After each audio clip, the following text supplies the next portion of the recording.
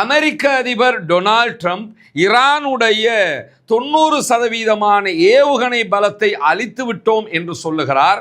ஆனால் உண்மையிலேயே ஈரானுடைய ஏவுகணை பலத்தில் 1/3 கூட இன்னும் அமெரிக்காவால் அழிக்க முடியவில்லை. அவர்கள் அழித்தே இருந்தாலும் 1/3 அழித்திருப்பார்கள். அதுவும் சந்தேகத்துக்குரியது என்று சொல்லி ராய்ட்டருடைய புலனாய்வு செய்தியை வாஷிங்டன் டைம்ஸ் ஒரு முக்கியமான செய்தியாக விவரித்திருக்கிறது. அதைத்தான் அரபுலக செய்தி ஊடகங்கள் எல்லாம் ஒரு முக்கிய செய்தியாக வெளியிட்டு இருக்கின்றன.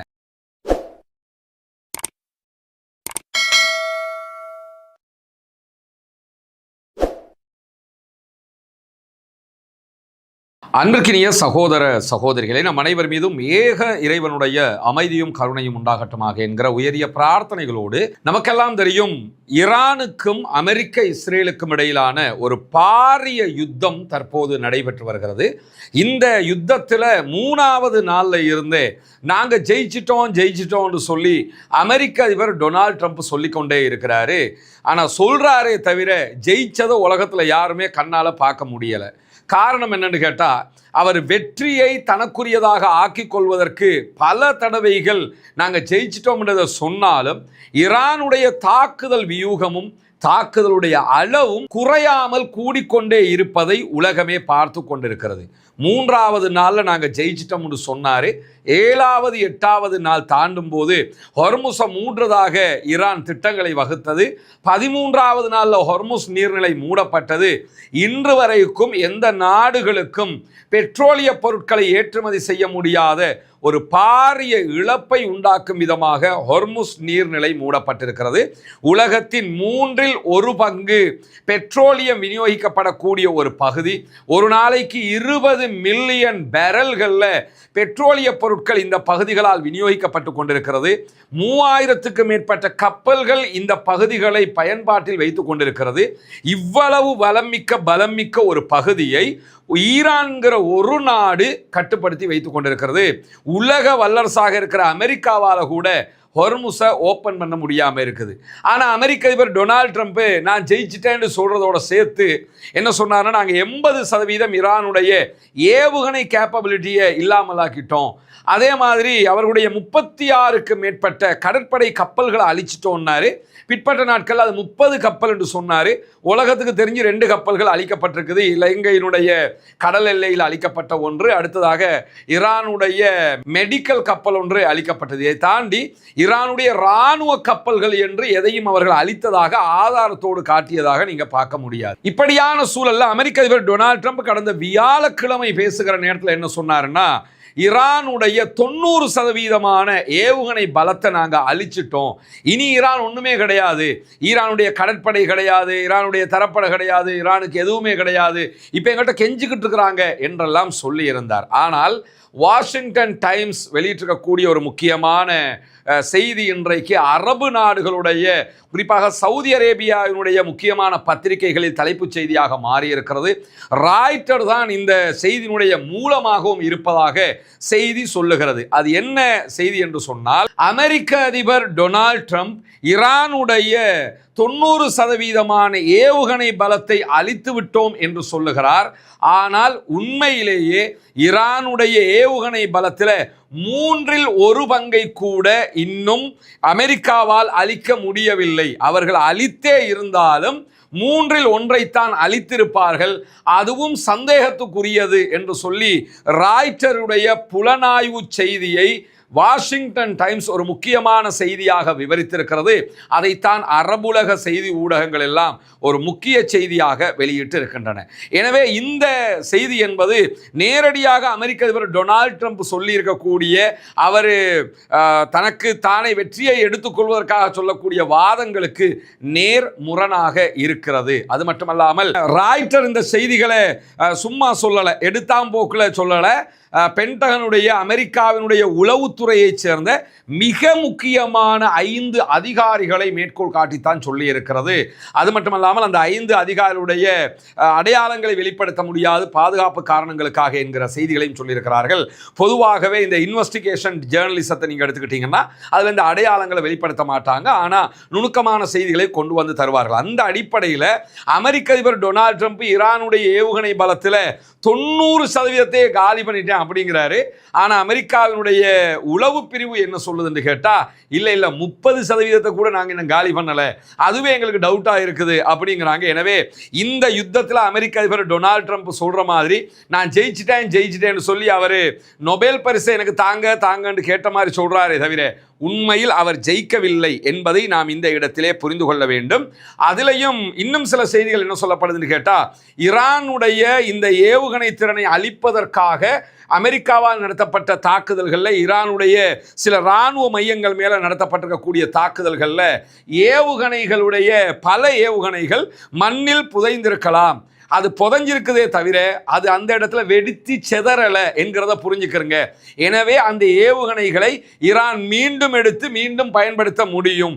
அந்த வகையில் பார்த்தாலும் 30% அழிச்சிட்டோம் என்கிற இடத்துக்கு நம்ம போக முடியாது என்பதுதான் இந்த 5 பேருடைய கருத்துக்களாக இருக்கிறது என்பதை ராய்ட்டர் தெளிவுபடுத்துவது மட்டுமல்லாமல் ஈரானிடத்தில் மிக குறைவான ஏவுகணைகள் தான் இனி இருக்கும் என்று பேசிய அமெரிக்க அதிபர் டொனால்ட் ட்ரம்ப் கூட என்ன சொன்னாருன்னா, இடையில அந்த ஹொர்முஸ் எல்லாம் சரியாயிடுச்சு, இப்பெல்லாம் போயிட்டு வரலாம்லாம் சொன்னார். அதையெல்லாம் நம்ம தகவலை சொல்லி இருக்கிறோம். அதே மாதிரி சென்டகாம் அமெரிக்காவினுடைய இராணுவ பிரிவும் என்ன சொல்லிச்சுன்னு கேட்டால் ஹொர்முஸை சேஃப்டி பண்ணிட்டு நீ யாரும் போகலாம் வரலாம்லாம் சொன்னாங்க. ஆனால் ஒரு கப்பல் கூட நகர முடியாமல் இருக்குங்கிறதெல்லாம் நமக்கு தெரியும். இப்படியான ஒரு சூழலில் அமெரிக்க அதிபர் டொனால்ட் ட்ரம்ப் வியாழக்கிழமை பேசும்போது எக்ஸ்ட்ரா இன்னொரு செய்தியை சொன்னார். அவர் நல்லா புரிஞ்சுக்கிறங்க, சீரியஸாக மனுஷன் முன்னாடி பேசிக்கிட்டே வருவார். இடையில பார்த்தீங்கன்னா அதுக்கு நேர்முரணாக காமெடி பண்ணி தான் பேசினத்தையே மாற்றிடுவார். கடைசியாக போய் என்ன செய்வார்னு கேட்டால் சில உண்மைகளை சொல்லுவார். ஆனால் எந்த ஊடகமும் அதை பெருசுபடுத்தாது. என்ன அந்த சீரியஸாக எதை சொன்னாரோ அது பொய்யா இருக்கும். இடையில அந்த பொய்க்கு மாற்றமாக இன்னொரு பொய்யை சொல்லிடுவார். கடைசியில் என்ன பண்ணுவார்னா சில உண்மைகளை சொல்லுவார். அது பெரிதாக எந்த ஊடகத்திலையும் எடுபடாது. வியாழக்கிழமை பேசும்போது அவர் சொன்ன ஒரு செய்தி என்னன்னு கேட்டால், நாங்கள் 90% ஏவுகணை பலத்தை அழிச்சிட்டோம், ஈரானில் 99 அழிச்சிட்டோம்னு வச்சுக்கிட்டா கூட ஹொர்முஸில் இருந்து நம்ம நகர இல்லாமல் போயிடும். ஏன்னா 1% ஏவுகணை பலம் அவங்ககிட்ட இருந்தால் கூட 1 பில்லியன் பெறுமதியான ஒரு கப்பலுக்கு அவங்க அடித்தாங்கன்னா அந்த கப்பல் அழிஞ்சு போயிடும். அப்போ ஒரே ஒரு ஏவுகணை வெறுமனே ஒரு $10-15,000 அவங்க பண்ணி முடிச்சிருவாங்க. அந்த ஏவுகணையால் 1 பில்லியன் 100 கோடி அமெரிக்க டாலர்கள் பெறுமதியான ஒரு மிக பிரம்மாண்டமான கப்பலை அடிச்சு நொறுக்கிடுவாங்க. 1 பில்லியன் 100 கோடி அமெரிக்க டாலர்னா இலங்கை பணத்துக்கு எவ்வளவுங்கிறத கற்பனை பண்ணி பாருங்க, எழுத்துல போட்டு பாருங்க. அப்ப எவ்வளவு பெரும் தொகையான ஒரு கப்பலை ஒரே ஒரு ஏவுகணையால் அடிச்சு விட்டுருவாங்க. எனவே உடனடியாக நம்ம ஹொர்முஸை ஓப்பன் பண்றது அல்லது நம்ம அடுத்த கட்டம் நகர்றதுங்கிறது சாத்தியமானது அல்ல என்பதை அமெரிக்க அதிபர் டொனால்ட் ட்ரம்பே சொல்லி இருந்ததையும் நம்ம மிக தெளிவாக இந்த இடத்துல புரிந்து கொள்ள கடமைப்பட்டிருக்கிறார். அதே நேரத்தில் ஈராக்கில் 4 தடவைகள் பணியாற்றிய கடற்படை வீரராக செயலாற்றிய தற்போதைய அமெரிக்காவினுடைய ஜனநாயக கட்சியினுடைய பிரதிநிதி சர்ட் மவுண்டன் என்பவருடைய கருத்துக்களையும் இன்றைக்கு இதே ஆர்டிக்கல் சுட்டி காட்டுகிறது. அந்த கருத்துக்களை நம்ம எடுத்துக்கிட்டோம்னு சொன்னால் அதில் மேலதிகமாக குறித்த அதிகாரி சொல்லக்கூடிய தற்போதைய காங்கிரசினுடைய பிரதிநிதி சொல்லக்கூடிய ஒரு செய்தி என்னன்னு கேட்டால், ஈரானுடைய ஆயுத கிடங்கின் மீது யுத்தத்தினுடைய தாக்கம் பற்றிய ட்ரம்பினுடைய கூற்றுக்களை ஏற்றுக்கொள்ள முடியாது அப்படிங்கிறாரு.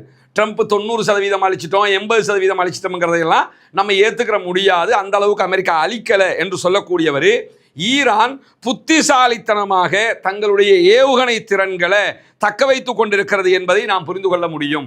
அவங்க எல்லா ஏவுகணையும் வைத்து தாக்குதல் நடத்த மாட்டேங்கிறாங்க. தங்களிடம் இருக்கக்கூடிய அனைத்தையும் அவர்கள் பயன்படுத்தாமல் தேவைக்கு ஏற்ப புது வகையான ஆயுதங்களை பயன்படுத்துகிறார்கள். தேவைக்கு ஏற்பத்தான் எல்லா ஆயுதங்களையும் பயன்படுத்துகிறார்கள். எனவே அவங்க பதுங்கி இருந்து காத்து கொண்டிருக்கிறார்கள் என்பதை மட்டும் புரிந்து கொள்ளுங்கள். நீங்கள் எல்லாத்தையும் முடிச்சுட்டாங்க, ஈரானுடைய சிஜில் தான் இருக்குது அல்லது ஈரானுடைய கொரம் ஷாகர் தான் இருக்குது, இந்த மாதிரி ஏவுகணைகள் தான் இருக்குது மட்டும் புரிஞ்சுக்கிறாதீங்க. அவங்க காத்துக்கிட்டு இருக்கிறாங்க. அடுத்தடுத்து நீங்க நகரும் போது அடுத்தடுத்து அடிப்பாங்க. எனவே அவங்கள குறைச்சி மதிப்பிட்டுதாங்க.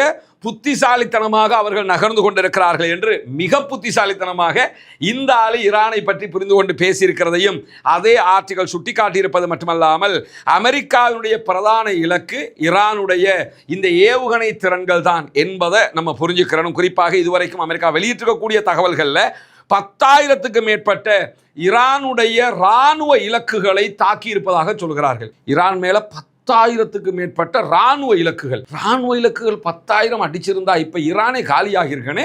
ஆனா அவங்க சொல்றாங்க, அதையும் நம்ம சொல்லி ஆகணும். ஆனா நான் நம்பி சொல்லல, நீங்க நம்புறது நம்பாதது உங்களை பொறுத்தது. இதெல்லாம் நம்புற மாதிரி அங்க இருக்குதுன்னு சொல்லி கேட்டீங்கன்னா அதனாலதான் நான் நம்பல, அவ்வளவுதான். ஆனால் 10,000 இராணுவ இலக்குகளை தாக்கி இருக்கிறாங்களாம். ஈரானுடைய கடற்படையில் பெரிய கப்பல்களில் 92% கப்பல்களை மூழ்கடிச்சிட்டாங்க. அப்போ வெறுமனே 2% கப்பல் தான் அங்கே இருக்குதுன்னு அர்த்தம். அப்போ ஈரான் காலியாக இருக்கணும்லடா. இப்போ எல்லாமே முடிஞ்சிருக்கணுமே, ஆனால் முடிகிற மாதிரி தெரியலையே. அதை தாண்டி அவங்க சொல்லியிருக்கக்கூடிய செய்திகளில் யுத்தத்துக்கு முன்பதாக ஈரானிடத்தில் 2,500 பாலிஸ்டிக் மிசைல் தான் இருப்பதாக இஸ்ரேலிய உளவு பிரிவு மொசாது சொல்லி இருக்கிறது. 2,500 பாலிஸ்டிக் மிசைல் தான் அவங்ககிட்ட இருக்குன்னு அவங்க ஒரு கணக்கெடுப்பு எடுத்துருக்கிறாங்க. ஏன்னா 40 வருஷமா மிசைல் தயாரிக்க வேண்டாம். நான் ஒரு வருஷத்துக்கு 100 வச்சுக்கிட்டா கூட 40 வருஷத்துக்கு எவ்வளோ அவன் தயாரிச்சிருக்கன்னு யோசிக்க மாட்டீங்களா? ஆனால் வெறும் 2,500ன்னு சொல்லித்தான் அவங்க உளவு தகவல்களை எடுத்திருக்கிறார்களாம். இவர்களுடைய மொசாதுடைய வல்லமை அந்த 90% அழிச்சோம்ங்கிறாங்கல்ல, அது எப்படி கணக்கு போடுறாங்கன்னு பார்த்துக்கோங்க. 2,500 மிசைல் ஈரானிடத்தில் பாலிஸ்டிக் மிசைல் இருக்குது. அதில் 335 அழிச்சிருக்கிறாங்களாம். இது வரைக்கும் 335 அழிச்சிட்டாங்கன்னு சொல்லி சொன்னால் 70% காலி. அப்படி பார்த்தாலும் 70 தான் காலி. அமெரிக்கா அதிபர் சொல்கிற மாதிரி 90% எல்லாம் காலி இல்லையே. இஸ்ரேல் சொல்கிற மாதிரி 80% எல்லாம் காலி இல்லையா? அப்போ எங்கே இருந்தா இந்த 80 90 கொண்டு வந்தியே? அப்போ என்னென்னா இந்த 2,500 வச்சு தான் இவங்க கணக்கே போடுறாங்க.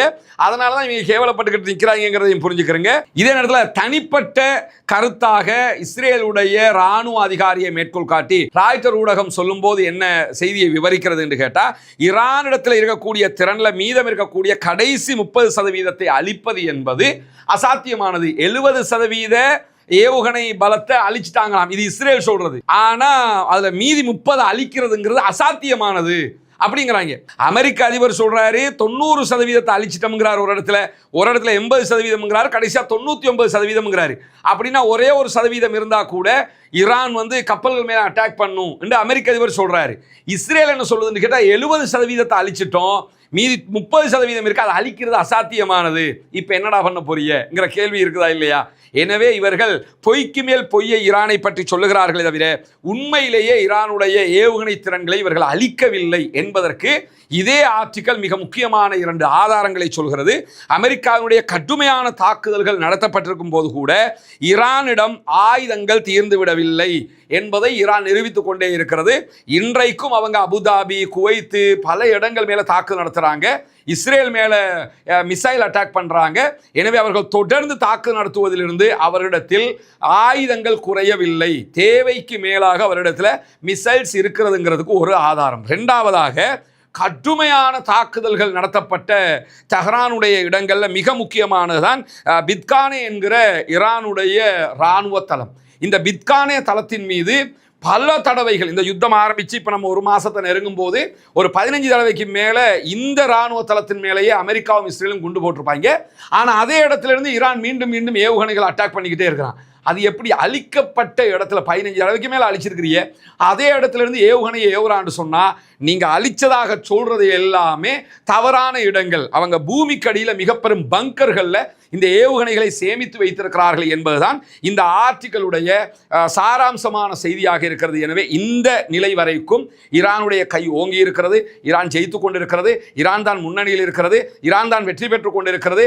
ஈரானுடைய ஏவுகணை பலத்தை அளித்ததாக அமெரிக்க அதிபரும் இஸ்ரேலும் சொல்வது சுத்த பொய் என்பதை நாம் புரிந்து கொள்ள வேண்டும் என்பதுதான் இந்த ஆர்டிகல் நமக்கு தரக்கூடிய மிக முக்கியமான கற்பிதமாக இருக்கிறது. ரமதானுடைய மாதத்தில் நம்ம உங்களிடத்தில் மீண்டும் மீண்டும் வேண்டிக் கொண்டு வந்ததுதான் உங்களுடைய ஜகாத் மற்றும் சதக்கா நிதிகளை இலங்கையினுடைய கிழக்கு பகுதிகள் பொத்துவில்ல செய்து வரக்கூடிய இஸ்லாத்தை ஏற்றுக்கொண்ட சகோதர சகோதரிகளுக்கான வீடு கட்டும் கட்டுமான பணிகளுக்கு தந்து உதவுங்கள் என்று சொல்லி. ஏன்னா ஜகாத்தை பெறக்கூடிய தகுதி படைத்த 8 கூட்டத்தாரில் இந்த இஸ்லாத்தை ஏற்றுக்கொண்ட சகோதரர்களும் அடங்குகிறார்கள். அவர்கள் ஏழைகள் என்கிற காரணத்தினால அவர்கள் மிஸ்கீன்கள், அதே போன்று ஃபக்கீர்கள் பட்டியலையும் வருவாங்க. மொத்தத்தில் ஜகாத் பெறக்கூடிய 8 கூட்டத்தில் 3 கூட்டத்தினுடைய நன்மைகள் அவர்களுக்கு கொடுக்கக்கூடிய உதவிகளால் நமக்கு கிடைத்துவிடும் என்கிற செய்திகளை உங்களுக்கு நம்ம தொடர்ந்து சொல்லிக் கொண்டு வந்தோம். அங்குள்ள காட்சிகளையும் நம்ம காட்டியிருந்தோம்.